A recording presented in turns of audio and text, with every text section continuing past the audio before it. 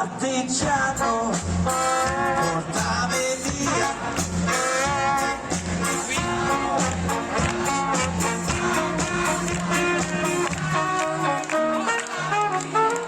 Qui no, né rosso né nero qui. La musica si ferma, l'ordine arriva dal sacerdote, qui no, né rosso né nero. Sabato sera, Sagrato del Duomo di Padova, è in corso un'esibizione di un concerto organizzato dal comune per gestire in maniera sicura la movida che nelle ultime settimane si è concentrata in questa zona centrale della città. La band intona Bella Ciao, ma udite le note della canzone partigiana per eccellenza, Don Gianandrea Di Donna, direttore dell'ufficio diocesano per la liturgia e collaboratore della parrocchia del Duomo, esce e ordina di interrompere la canzone. Il cantante si ferma e il sacerdote se ne va, mentre in piazza si sente qualche fischio. Nemmeno non sa. Va benissimo.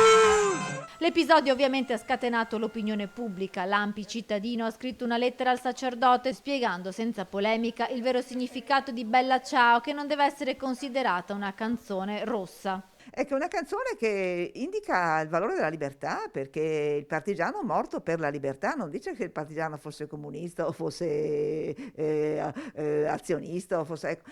In più, negli ultimi anni è diventata una canzone cantata da gruppi vari, appunto i ragazzi di Friday for Future. Io l'ho sentita cantare nella zona curda della Turchia, dai curdi evidentemente, che pensavano alla loro indipendenza. Quindi non ha un colore politico, valorizza solo la libertà. Anche dalla diocesi arriva l'invito a smorzare i toni della polemica. Nessuna nota ufficiale del vescovo e del diretto interessato, Don Gianandrea Di Donna, che preferisce non replicare ulteriormente. A parlare invece Don Giovanni Brusegan, delegato vescovile alla cultura, che chiede di evitare di strumentalizzare parole che non volevano mettere in dubbio il valore popolare della canzone. C'è sempre una ipersensibilità per non stonare in questo senso, non per negare la storia, non per negare il fatto dei valori partigiani, anche perché partigiani ce n'erano anche di cattolici, quindi non fa parte di una valutazione storica, è stato forse frainteso, forse frutto di una premura